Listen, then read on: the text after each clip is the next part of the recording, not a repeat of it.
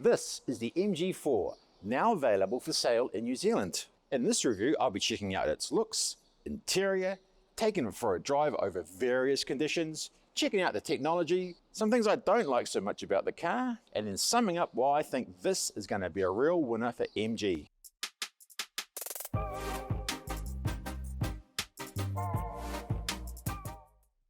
New to New Zealand, the MG4 is currently available in 4 options, with a big highlight being the price. The base model is the Excite, priced from $46,990, so that's sub 40 with a clean car rebate. For this review, I'm driving the Essence 64, which is 2 models up from the base model. It has a 64 kilowatt-hour battery, a WLTP range of 435 kilometers, and priced from $54,990 before the clean car rebate.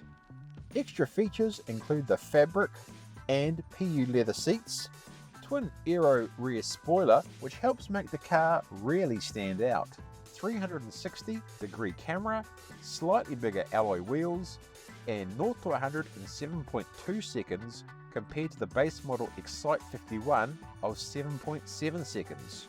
All models are rear-wheel drive. Cars in a similar price point would include the BYD Atto 3, the BYD Dolphin, the MG ZS EV, the GWM Aura, but if you want to go up a price point but with a similar size, you could look at something like the Cupra Born. So getting into the car, at this price point you think it could be a bit average. I would describe it as quite clean and proficient, I guess. I like the steering wheel. That's good. This is a bit soft and squishy up here. It's a bit rougher down there, but I love the steering wheel. This 2-spoke steering wheel that is squared off at the top and the bottom. On the screen here, you've got all the key information, which I quite like. Nothing too flash, but you know, you've got your driving, what's around you, speed you're doing, what you should be doing, battery, mode, and then you can also go into here, just toggling around, tire pressure. Here's your radio station. You can do the volume up and down, and then you can also go into there and do some adjustments. And then there's also the shortcuts on this infotainment screen, on and off, some mainly temperature controls, and then the home button. I find the screen adequate. You've got to push it a bit hard. It can be a little bit finicky. Apple CarPlay and Android Auto can be connected, however, it is not wireless. Your radio station, you got your charging, details of the car. It's all quite, I'd say, functional, not the best system I've seen. And then you can also go into your driving modes. So you've got 5 options: Eco, Normal, Sport, Custom, and a Snow. Today I need rain. Energy recovery, low, medium, high, adaptive. I'm just going to bring that down, energy recovery. I'll bring that to medium. And you can see it pops up on the little screen there. So that's low, medium, high, and A for adaptive. 1-pedal drive. I've had a play with that. Sort of depends on the conditions. And energy saving mode.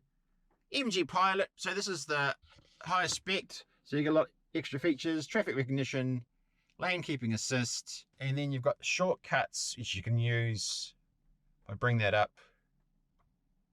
so you can actually change, but I'm changing my modes there: my Eco, Normal, Sport. That star button there, and that brings up my 360-degree camera, which I've been using quite a bit. At the back there's not a lot of space, but I would describe it as kind of narrow, but you can see the key features behind you, such as obviously a car. So I don't have too much of a problem with that. Here you've also got you've got a mirror, no light, vanity mirror, no light, bit of a shame. Vanity mirror, no light, bit of a shame. Glove compartment. Glove compartment's okay. And this gear control sort of floats. I've got my 2-bottle two bottle holders, but you're just going to be a little bit careful because if you bang into the top of that, so that's a little thing to be careful of.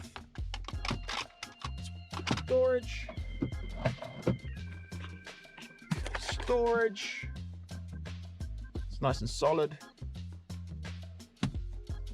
and a wireless charger, straight fake. I like the mix of the cloth and the fake leather. I think that works better than if it was just all fake leather, which can get quite hot in the summer. So not a lot of support in the seats, but I'm feeling okay. A little bit of storage there. Not too bad. Well, or you can park there and there's a park brake. That's plasticky, but it's not like really scratchy. So I think overall, I'm impressed with the interior. In we go.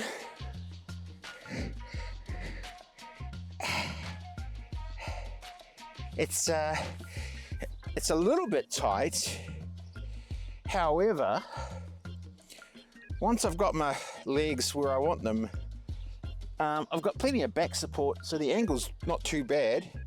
I've got headroom, so I think I could do an okay trip, a short trip in the back seat. I mean, you could potentially get 3 people in here, but I wouldn't want to try that really. The bottom is almost flat. It's got little pockets here. I guess you could put your phone in. A little pocket there, back pocket. In the back though, it's only got 1 USB and no fans, which is a bit of a shame. Though there is a little bit of storage. There's a bit of leg room, so if there is a person in the middle that can put their legs up there. But it's definitely doable.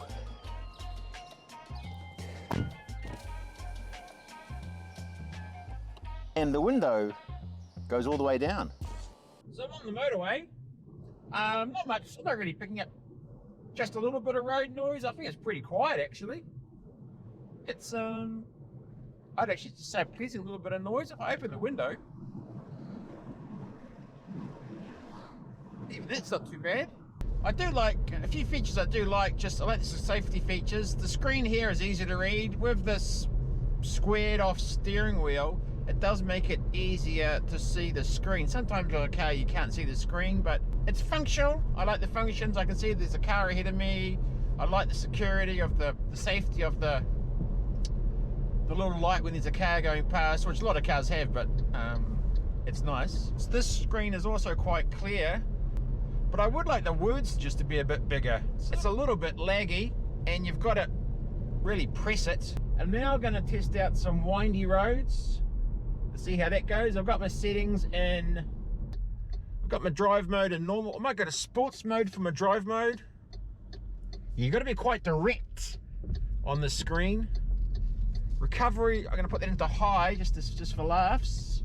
And one pedal driving, I've got that currently off. Oh no, I'll put that on just for fun. Yep, so you're going to be quite direct on that screen. It's also a little bit slippery, so I'm not going to be too adventurous.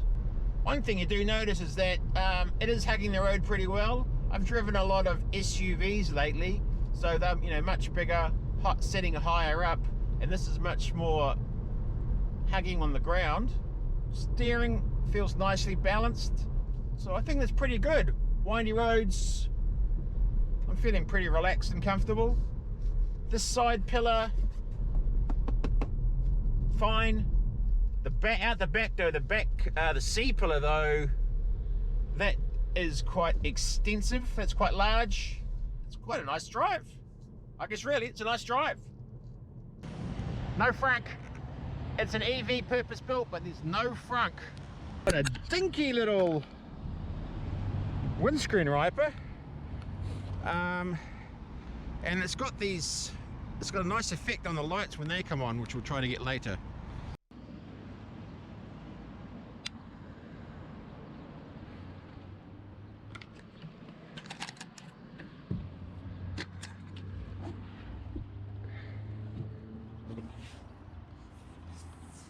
The lights, one light, some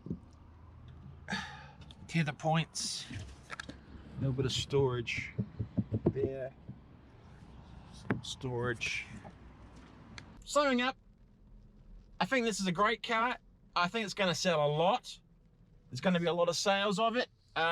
Really, I think a lot of people who are coming into the electric car for the first time, this could be the one for them. Plenty of room in the front for the driver. Back seat a little bit smaller, not so great. Obviously, you wouldn't want to be carrying adults around in the back seat much. But overall, I like the finish. It feels better than what you're paying for, really. As opposed to sometimes you get a higher price car and you wonder what you're paying for. This pretty much ticks most of the boxes. There's a few little niggles, but nothing major really that I've found. Feels comfortable. It's ideal for around town, and on the open road, it's gone well there as well. So I do recommend test driving one as soon as you can. And a big thanks to MG Tauranga for loaning me this car.